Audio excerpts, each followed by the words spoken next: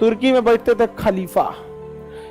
अब यूरोप वालों को लगा कि भैया हम लोग का बैजेंटाइन साम्राज्य तो उधी आ गया, ऑटोमन एम्पायर ने कब्जा कर लिया, अब भागो नहीं तो परिवार उरिया छोड़ छाड़ के, नहीं तो हम लोग को जगह ना मिलेगा भागने का। इसी क्रम में यूरोप वाला भागना चालू किया सब, तो जगह जगह खोज किया सब। कोनो जाके खोज दिया अमेरिका, कोनो ब्राजील।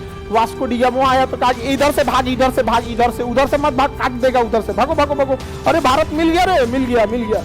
तो वास्को डी गामा डरपोक, उसका पूरा पुर्तगाल उर्तगाल वाले का हिम्मत नहीं था कि इधर से क्रॉस कर जाए, काट के फेंक देता सबको। बाबर के पास था क्या? बाबर राणा सांगा के साथ लड़ाई में हार चुका था। शाम के वक्त में उसने सारा शराब का बोतल लाया और कसम खाया कि हम सारा शराब की बोतल को, हमसे भी कई लोग पूछते हैं जानबूझ के, खान सर आप किस जाति धर्म में, हम कहें कि आओ बाबू अब तुमको समझाते हैं। पहले हम उन्हीं से पूछते हैं आप किसके हैं ये बताइए, शिया सुन्नी बरेलवी अहले हदीस देवबंदी क्या चीज। लेकिन पाकिस्तान शिक्षा है नहीं, उसको लगता है भारत को मार देंगे। अरे यार तुम किस नशे में? हम लोग कभी ये बोलने जाते हैं कि हम लोग चीन को पूरा लेके आ जाएंगे? कभी नहीं बोलने जाते।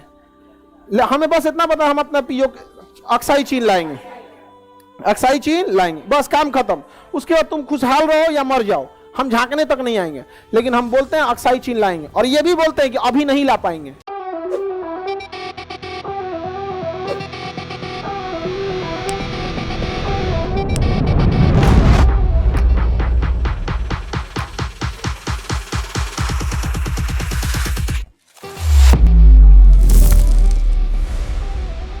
तुर्की का जो लोकेशन है, तुर्की के एक साइड में देखिए ये पूरा का पूरा एशिया, ये पूरा का पूरा एशिया, और इस साइड में देखिए ये पूरा का पूरा यूरोप, यूरोप हो गया।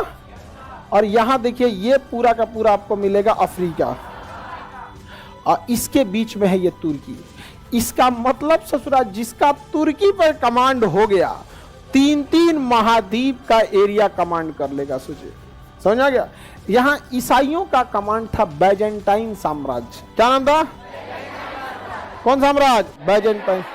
बाद में तुर्क साम्राज्य वालों ने बैजेंटाइन को उखाड़ फेंका और यहां लगा दिया ऑटोमन एम्पायर। कौन एम्पायर? Ottoman Empire. तो ऑटोमन एम्पायर तुर्कों का था। ऑटोमन एम्पायर किसका था? तुर्कों का था। और तुर्क वाले ने कब्जा जब किया तो यहां से ऑटोमन एम्पायर को स्पेन तक फैला दिया, और यहां से ये अफ्रीका तक फैला दिया, और यहां ओमान यूएई, यहां पर धीरे धीरे ये ऑटोमन एम्पायर यहां फैल गया। ये कौन एम्पायर है? Ottoman Empire. कौन एम्पायर? Ottoman Empire. कितना बड़ा एम्पायर है, दिख रहा है। और ये कमांड होता था कहां से? तुर्की से। तुर्की में बैठते थे खलीफा। अब यूरोप वालों को लगा कि भैया हम लोग का बैजेंटाइन साम्राज्य तो उधी आ गया, कुस्तुनतुनिया गायब हो गया, बैजेंटाइन साम्राज्य का चिराग बुझने वाला है, ऑटोमन एम्पायर ने कब्जा कर लिया, अब भागो नहीं तो परिवार उरिया छोड़ छाड़ के, नहीं तो हम लोग को जगह ना मिलेगा भागने का। इसी क्रम में यूरोप वाला भागना चालू किया सब, तो जगह जगह खोज किया सब। कोनो जाके खोज दिया अमेरिका, कोनो ब्राजील। वास्को डी गामा आया तो कहा इधर से भाग, इधर से भाग, इधर से उधर से मत भाग, काट देगा उधर से, भागो भागो भागो, अरे भारत मिल गया रे, मिल गया मिल गया। तो वास्को डी गामा डरपोक थे, उसका पूरा पुर्तगाल उर्तगाल वाले का हिम्मत नहीं था कि इधर से क्रॉस कर जाए, काट के फेंक देता सब। कौन वाला? ऑटोमन साम्राज्य। तो भारत की खोज वास्को डी गामा नहीं की है, डेरा के भागल थे। समुंदर के रास्ते पहुंचने का रास्ता मिल गया उनको। और ऑटोमन वालों का जो नेवी थी वो कमजोर थी, क्योंकि उन्हें लगता था कि जमीन इधर है। तो भारत की खोज वास्को डी गामा किए थे। वास्को डी गामा पुर्तगाल के, कोलंबस स्पेन के, समझ में आ गया, एडम कुक ब्रिटेन के, इस सब लोग का धकधकी चल रहा था। अरे बापो बाप, मेरा क्या होगा, मेरा क्या होगा। क्यों? ऑटोमन इनके दुआरी तक पहुंच गया है, ऑटोमन एम्पायर इनके दरवाजे तक पहुंच गया था। और ऑटोमन एम्पायर को ये ईसाई लोग मिलके, मतलब क्रिश्चियन सब, अब इसको ना, मतलब ये धीरे धीरे ना एक क्षेत्रीय युद्ध से धार्मिक युद्ध की ओर रूप ले लिया। बट क्रिश्चियंस में एक चीज थी ना, वो लोग टेक्नोलॉजी को ज्यादा अपनाया, और उनकी कूटनीति बहुत जबरदस्त होती है। आप कूटनीति का बात देखिए, हमारा सबसे बड़ा अगर कोई दुश्मन रियल में था तो ब्रिटेन। मुगल भारत में आए, भारत में रह गए सब, समझ आ गया कि नहीं आ गया।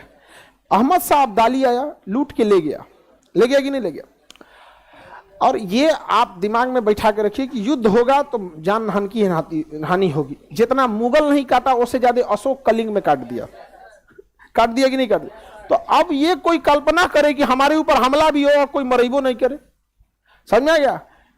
राणा सांगा को बाबर हरा दिया, जो इतिहास जानता है उसके जमीन पैर के नीचे जमीन घसक जाते। बाबर के पास था क्या?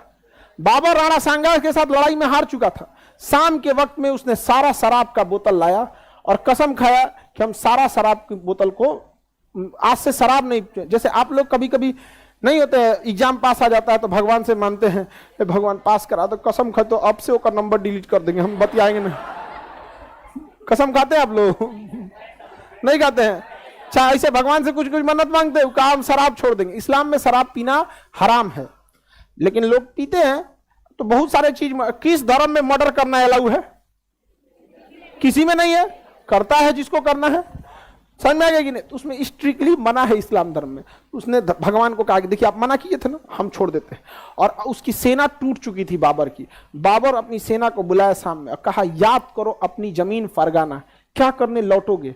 अगर यहां से लौटो वही सूखी रोटी मिलेगी, वही बंजर पहाड़ मिलेगा, वही तुम्हारे ऊपर छत नहीं मिलेगी, उस गरीबी में जियोगे यहां, या यहां मरोगे कि अगर जीत गए तो पूरी दुनिया तुम्हें सोने की चिड़िया में मिल जाएगी। यहां उसकी सेना कहा कि बात सही बोल रहा है बाबर, वो फरगाना में ससुरा कुछ नहीं है, अफगानिस्तान आज ले ससुरा अफगानिस्तान में कुछ नहीं है।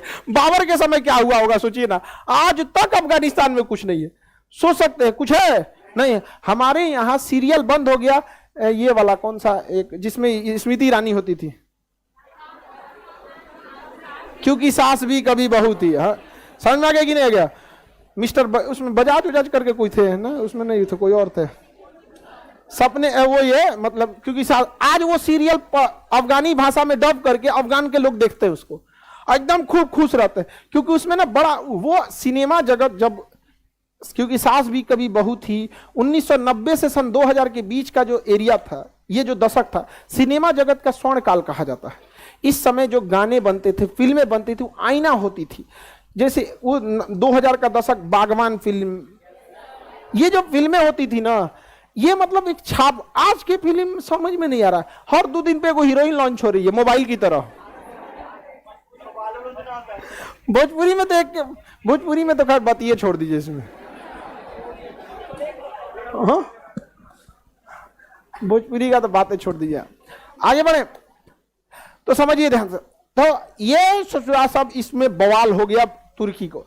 अब बताइए ये जो यूरोप वाले नया नया खोज करने निकले हैं, सब मजबूरी में निकला था सब ससुरा क्योंकि इनको लग गया था कि 10 से 20 साल में ये सब पूरे का पूरे क्या कर लेगा, सब कब्जा कर लेगा।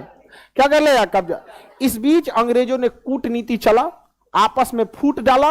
इन लोगों को, मुसलमान लोग को इतना बढ़िया से ये लोग लड़ लिया, लोग शिया सुन्नी में। आज किसी को समझाइए तो कोई फर्क नहीं पड़ता है कौन शिया है कौन सुन्नी है, ये सब लफड़े में नहीं पड़ता आदमी। हमसे भी कई लोग पूछते हैं जानबूझ के, खान सर आप किस जाति धर्म में? हम कहें कि आओ बाबू अब तुमको समझाते हैं। पहले हम उन्हीं से पूछते हैं आप किसके हैं ये बताइए, शिया सुन्नी बरेलवी अहले हदीस देवबंदी, क्या चीज, अहमदिया, ये क्या चीज है?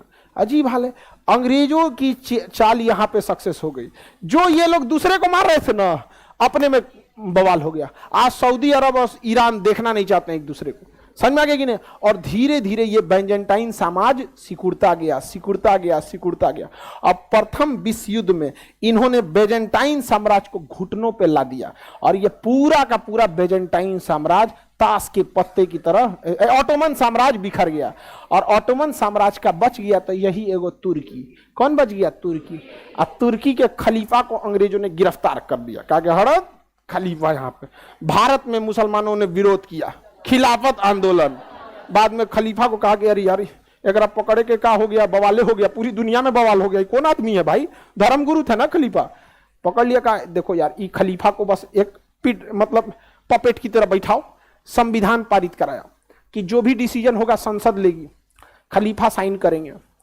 खलीफा अपने मन से कुछ नहीं बोल सकते हैं, संसद डिसाइड करेंगे। सेम राष्ट्रपति का पद चिपका दिया और मुसलमानों से कहा कि देखिए हम बस खलीफा का नाम बदल के राष्ट्रपति कर दे रहे हैं। अरे यार शांत हो गए लोग। यहाँ पे तुर्की में ये हाल हो गया था कि वहां टोपी पहनने पे बैन लगा दिया था। जिन्होंने पूरी राज किया था ना, उनको वो बैन लगा दिया सब यहाँ पे। और अंग्रेजों की कूटनीति देखिए, हमारा विभाजन, म्यांमार हमसे टूटा तोड़ा ब्रिटेन, बांग्लादेश टूटा तो अल्टीमेट रीजन ब्रिटेन ही था, Pakistan Britain, America sorry Afghanistan Britain, और हमें लगता है कि हमारा दुश्मन पाकिस्तान है। ये वही करके गए हैं सब। हमेशा अंग्रेज जहां जाते हैं अपने हटने से पहले आपका एक नया दुश्मन कर देते हैं और फिर आप ही को कहते हैं मारो उसको, मारो उसको। समझ में आ गया? ब्रिटेन ने हमें जहाज दिया जगुआर, ब्रिटेन ने हमें नौसेना का विक्रांत जहाज, पहला जो हम लोग का जगह जहाज था ना विक्रांत, ब्रिटेन से खरीद किया था सेकेंड हैंड, INS HMS हरकुलियस नाम था उसका। विभाजन किया वही, अकाल लो पैसा लो पैसा लो, हथियार लो मारो, और चाहिए और पैसा लो, कम है जी, लो अच्छा ठीक है मारो मारो और मारो। अब ब्रिटेन अमेरिका से कहेगा मार हो रहा है, पाकिस्तान मर जाएगा तो हथियारवा कैसे बिकेगा? एक काम कीजिए, आप हथियारवा पाकिस्तान को दीजिए, तो पाकिस्तान को कहेगा हथियार चाहिए, लो 7वां बेड़ा, धाए धाए। समझ में गया? जब तक अंधेरा रहेगा टॉर्च बिकते रहेगा। समझ में आ रहा है कि नहीं आ रहा है? हम लोग हम कहेगा बार बार बोलते हैं अखंड भारत, पैसे बच जाएगा हथियार का? नहीं बचेगा। हम लोग के हथियार का पैसा बचेगा और पाकिस्तान के लोगों को अच्छी अच्छी शिक्षा मिलेगी, खाने को रोटी चावल आटा सब टाइम से मिलेगा, नहीं मिलेगा? चलिए आगे बढ़े। तुर्की समझ में आ रहा है? बेजेंटाइन साम्राज्य समझ में आ रहा है? और हम लोग अभी खेल रहे हैं यूपी बिहार। समझ में आ गया? हम भारत वाले अभी खेल रहे हैं यहाँ पे कावेरी नदी का पानी तमिलनाडु की कर्नाटक, अरे ससुरा पूरी दुनिया को तोड़ रहा है सब, अभी हम लोग नदी नहीं जोड़ पाए। समझ में आ गया कि नहीं आ गया? सोच सकते हैं कितना तांडव करके गया था सब यहाँ पे। तुर्की समझ में आ गया? खूब तो बेवकूफ बनाया इन लोग को। आज मुसलमान लोग का परमानेंट इलाज करके चल गया सब, शिया सुन्नी परमानेंट इलाज कर दिया। उसके बाद कहते ये क्या है? समझ में आ गया? एगो शिया का साथ देगा, एगो सुन्नी का साथ देगा, सेम वैसे एगो भारत का साथ देगा, एगो पाकिस्तान का साथ देगा, और दोनों मिल के हथियार बनाएगा सब। ब्रिटेन और अमेरिका मिल के हथियार बनाएगा सब, एगो देगा भारत को, एगो हम लोग हैं खेल रहे हैं। अब हम तो समझदार भी हैं, हम लोगों ने हथियारों पे खर्चा कम किया, लेकिन पाकिस्तान शिक्षा है नहीं, उसको लगता है भारत को मार देंगे। अरे यार तुम किस नशे में हो? हम लोग कभी ये बोलने जाते हैं कि हम लोग चीन को पूरा लेके आ जाएंगे? कभी नहीं बोलने जाते हैं। हमें बस इतना पता है हम अपना पीओ अक्साई चीन लाएंगे, अक्साई चीन लाएंगे, बस काम खत्म। उसके बाद तुम खुशहाल रहो या मर जाओ, हम झांकने तक नहीं आएंगे, लेकिन हम बोलते हैं अक्साई चीन लाएंगे। और ये भी बोलते हैं कि अभी नहीं ला पाएंगे, लेकिन हम लोग उसके लिए पूरा प्रयासरत है, रणनीति तैयार कर रहे हैं, एक समय आएगा। समझ में आ गया? किसी को हर चीज के विकास का एक चरम होता है। चाइना अपने विकास के चरम पर पहुंच गया है और अब हम विकास के रास्ते पे हैं। चाइना चाहता है इसको लात मार दो कि रुक जाएगा, हम लोग कहते तन सब पीछे ही हट जाए। जब विकास हम कर लेंगे तब आप अपने ढलान पे होंगे, तब हम अपने उफान पे होंगे, तब ना कूच दे तब कहिएगा बिहारी ना आदमी।